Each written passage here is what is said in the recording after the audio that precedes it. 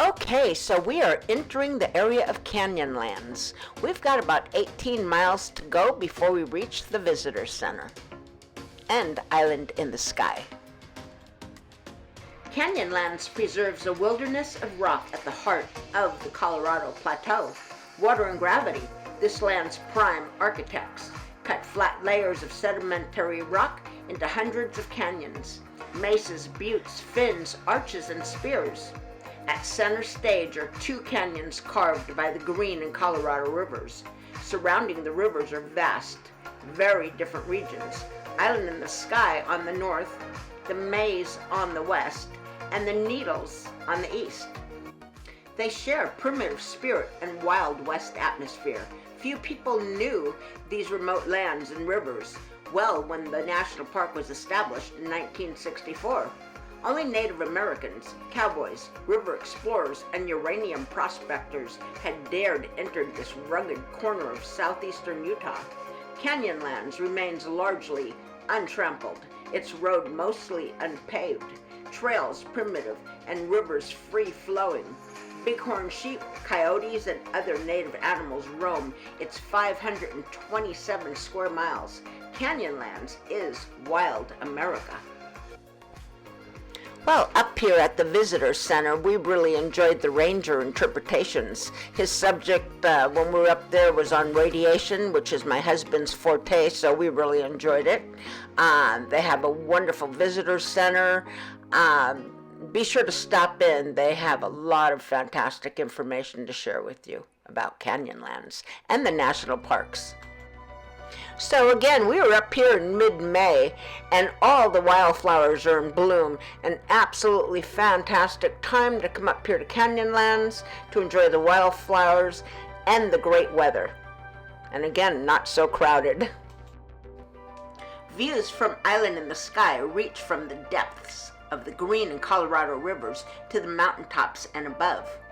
Across canyon after canyon, they stretch to the horizon, 100 miles distance.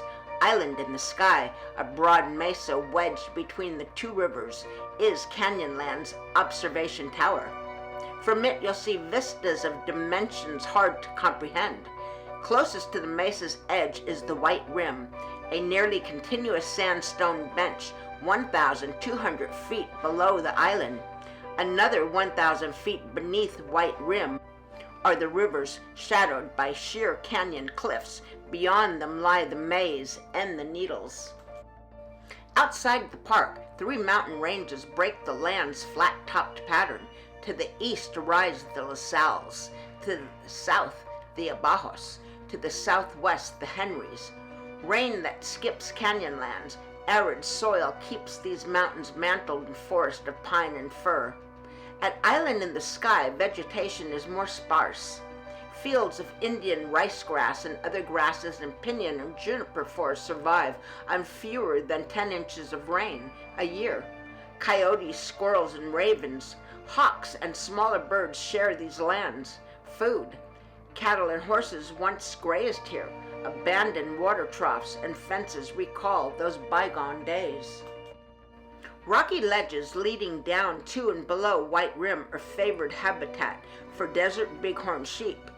From the Island in the Sky mesa, these sheep look like tan fly-sized specks. Only the sharpest observers spy them. Trails around Island in the Sky are good places to see wildlife, especially at dawn or dusk and in cooler months. Trails lead to striking vistas, arches, and other remarkable geological features. Geologists might single out Upheaval Dome as the oddest geologic feature at Island in the Sky. At 1,500 feet deep, it looks not like a dome, but like a crater. How is it formed? A recent theory suggests that the cause was indeed a meteor strike. Whatever its origin, today's landform of a jagged-edged crater is the result of erosion. Explorations from US 191 take Utah 313 south to Island in the Sky. A paved road continues across the district. Facilities: visitor center, 4-wheel drive roads, self-guiding and primitive trails, developed campground, primitive campsites, backcountry permit and fee required, picnic areas, overlooks, roadside and trailside exhibits, ranger talks and programs which are seasonal, and commercial tours from nearby towns. Water is available year-round at Island in the Sky Visitor Center. Entrance fee and camping fees are charged. The Island in the Sky Mesa rests on sheer sandstone cliffs over 1,000 feet above surrounding terrain. Each overlook offers a different perspective on the park's spectacular landscape. If you have a short period of time, Island in the Sky is the easiest district to visit. Many pullouts along the paved scenic drive offer spectacular views, hiking trails, four-wheel drive road access, backcountry areas for day or overnight trips.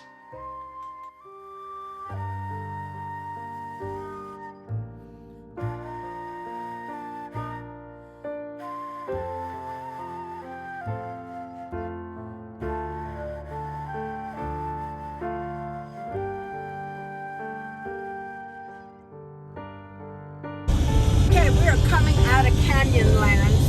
Right across the way, that's Arches National Park.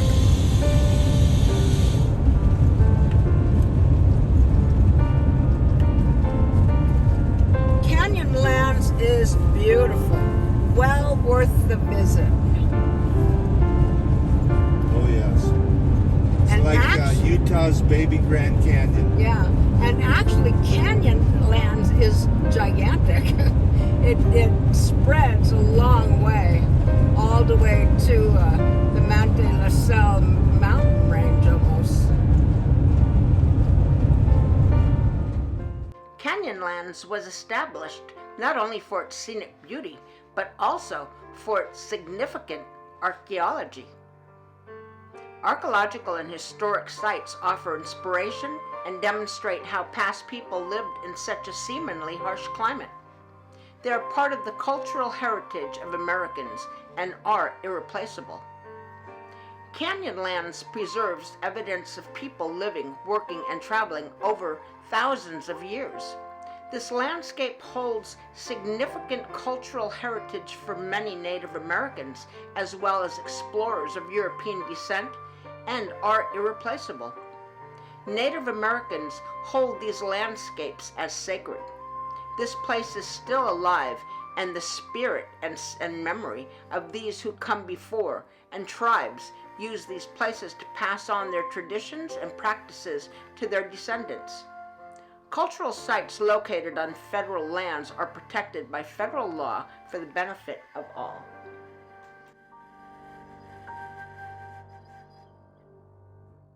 Look up on a calm, cloudless night in Canyonlands National Park, and you might see the Milky Way, a glowing arc of light created by millions of stars in our celestial neighborhood. It has shimmered above us since time immemorial, a shared heritage enjoyed by all humanity. Since the electric light bulb was invented, however, dark skies have largely disappeared. Today, Canyonlands is one of the few places darkness remains. The International Dark Sky Association designated Canyonlands as an International Dark Sky Park on August 2015. This designation not only requires the park to preserve the precious resource, but also to draw attention to its fragility.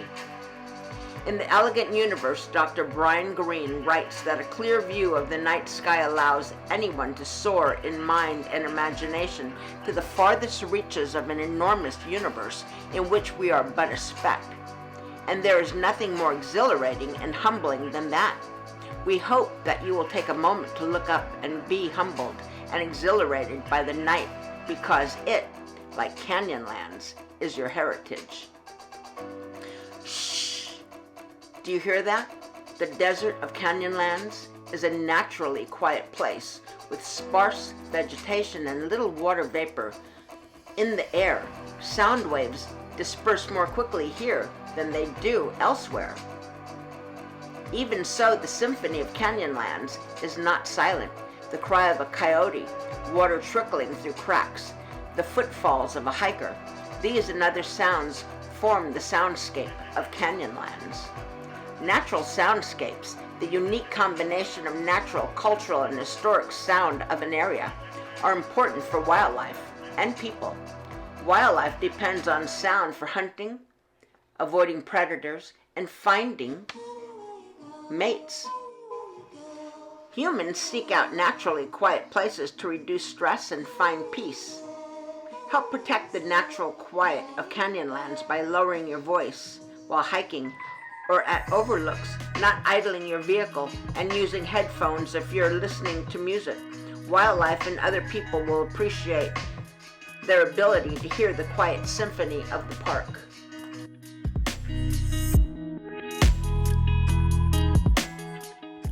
Again, we're coming down from Canyonlands from the Island in the Sky area.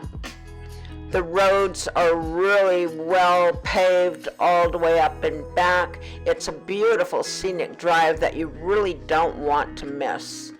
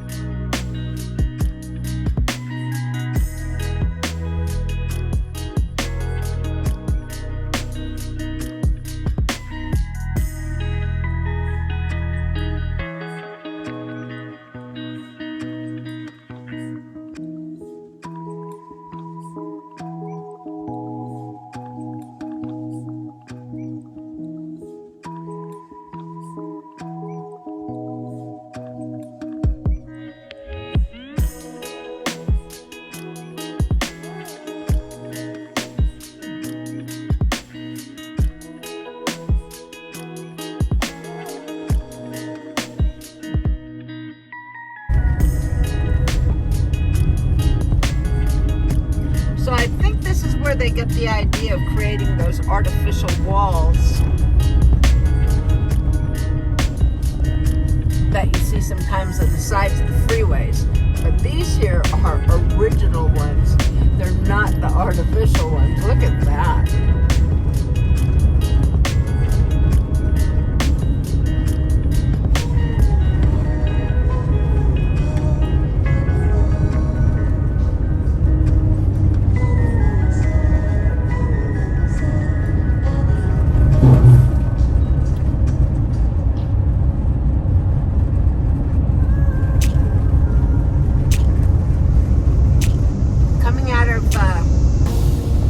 Canyonlands National Park.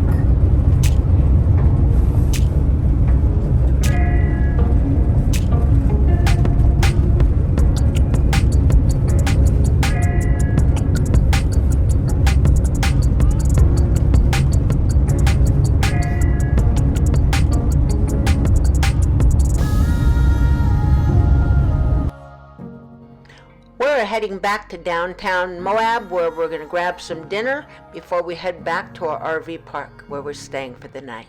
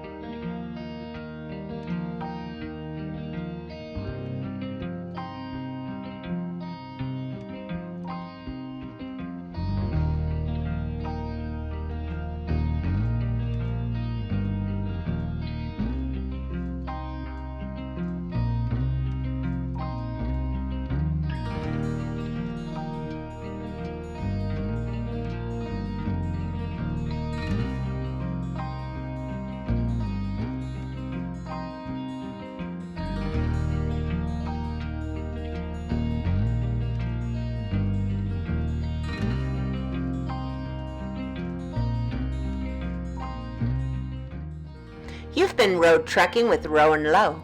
I hope you enjoyed my segment on Canyonlands National Park. We absolutely loved it up here. If you enjoyed the video, please do subscribe, and that way you'll be notified when I place new content. Happy RVing and have a great day.